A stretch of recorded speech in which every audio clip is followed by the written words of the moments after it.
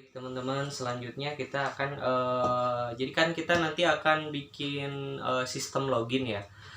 Nah, sebelum membuat sistem login, di sini saya akan membuat apa ya? beberapa tabel ya. Yang pertama mungkin kayak tabel user, kemudian yang kedua adalah tabel role gitu ya. Jadi di sini kita buat dulu sebuah tabel baru, misalnya di sini kita buat tabel user dulu ya. Di sini users, kemudian misalnya di sini usernya user ID. Kita ini pakai BigInt atau apa ya? Mungkin pakai INT saja ya. Kayaknya nanti usernya juga sedikit.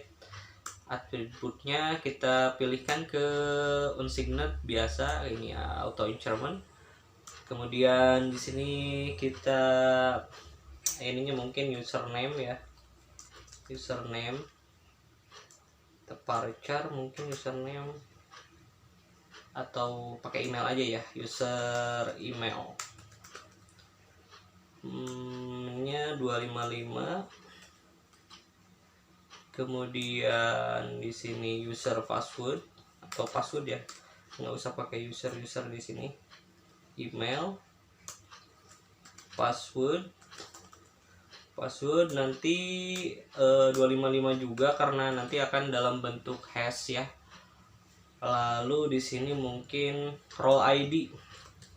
Nah, ini role ID ini akan nanti antara tabel user kita akan buat dua tabel, yaitu tabel user dan tabel role. Nah, nanti si tabel user ketika login kemudian kita mempatch data, kita akan menentukan nih ini role ID-nya role ID apa dan mengakses modul apa. Nah, nanti role ID ini akan berhubungan dengan tabel role, ataupun dalam dalam prakteknya mungkin ada relation gitu ya, bisa di sistem MySQL-nya, atau relation nanti di kodenya ya.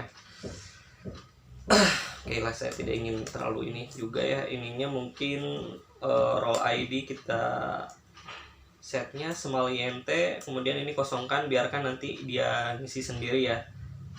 Nah, role ID kemudian tambahan lagi ya mungkin nanti. Nah, kita klik save dulu. Di sini emailnya kita tambahkan di sini unique ya, ataupun kita tambahkan di sini index saja seperti ini. Nah, oke. Kemudian saya mau nambahkan mungkin nama lengkap terus foto usernya ya di sini setelah role ID. Nama lengkap. Nama lengkap. Kayaknya ini nama lengkap kita set ke varchar 65. Lalu di sini apa lagi? Foto ya, foto. Varchar atau blob ya, kita ke blob saja.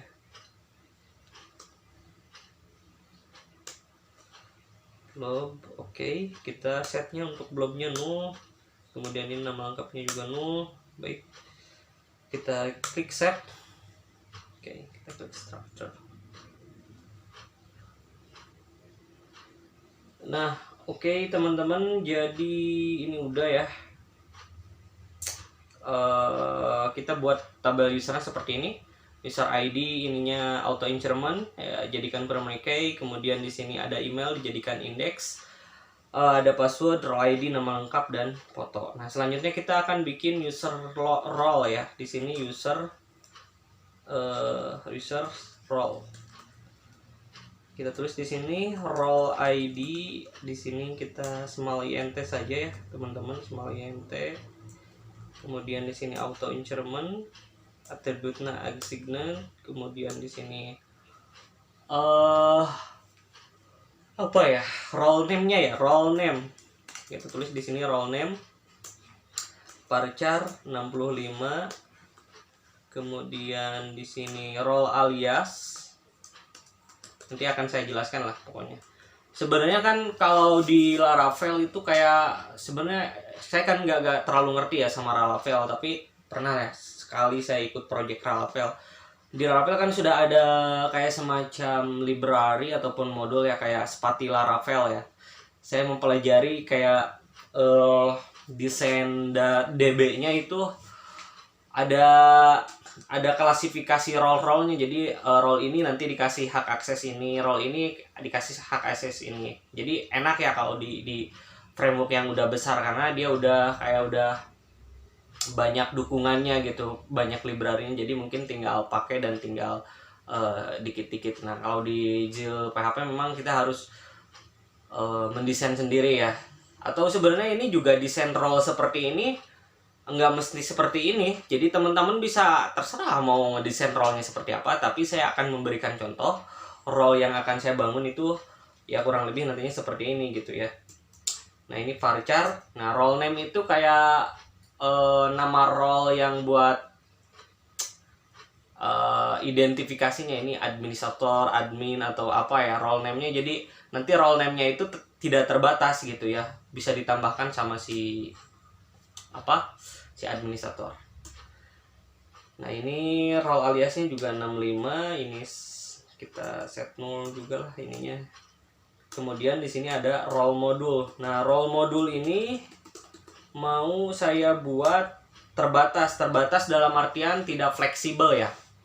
Nah, teman-teman bisa nambahin beberapa banyak role name gitu ya, tapi nanti si role name ini hanya boleh ditambahkan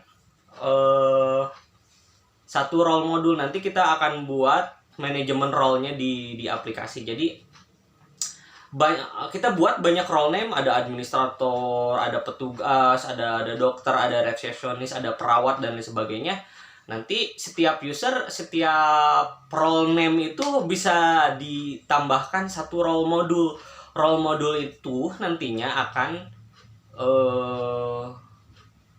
sifatnya itu tidak dinamis ya, maksudnya kita tentukan role modulnya mau apa aja nih nanti, untuk dokter, untuk perawat, untuk administrasi, untuk apoteker nih. Nah, misalnya saya contohkan, misalnya ada role modul apoteker. Nah, kemudian role name-nya itu nanti tidak terbatas, misalnya apoteker 1, apoteker 2, tapi tetap mengakses satu role modul, yaitu role modul apoteker. Tapi bisa saja nanti role name-nya itu apoteker 1, tapi dia bisa di set ke mengakses untuk mengakses role modul admin, itu bisa saja seperti itu. Jadi seperti itu ya konsep role yang akan saya terapkan di dalam contoh kasus pembuatan aplikasi ini ya, aplikasi klinik. Nah, jadi kita buat di sini role modulnya kita set ke enum saja ya. Enum di sini untuk sementara waktu. Di sini saya mau kasih role modulnya admin, kemudian bagian administrasi mungkin ya ada juga, atau bagian apa ya, bagian bendahara mungkin ya disebutnya, admin, bendahara ataupun resepsionis lah. Kita tulis bendahara saja atau gimana ya, yang bagian nerima pasien itu perawat aja lah, kita tulis perawat. Kemudian di sini ada dokter, atau dokter dulu ya biar enak, di sini dokter, kemudian perawat. Kita buat tiga dulu saja ya, sorry. Kita buat tiga dulu saja untuk role-nya, yaitu admin, dokter. Jadi ini role-nya kayak role-nya seperti ini dulu. Nanti sementara role name-nya kita buat tidak terbatas. Jadi sementara kita buat role modulnya ada admin, dokter, dan perawat. Kita go. Kemudian ini kita untuk defaultnya 0 saja ya. Oke, kita save.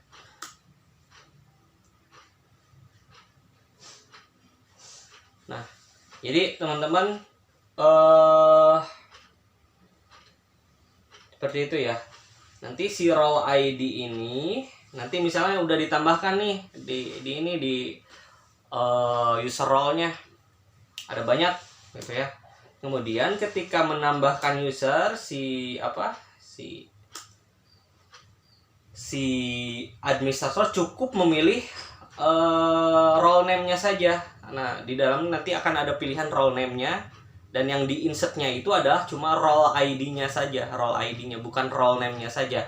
Nah, kemudian nanti konsepnya konsepnya adalah, misalnya saya tambahkan dulu ya di sini ya buat contoh. Misal di sini role name-nya administrator. Kemudian role aliasnya di sini kita pilih administrator ya.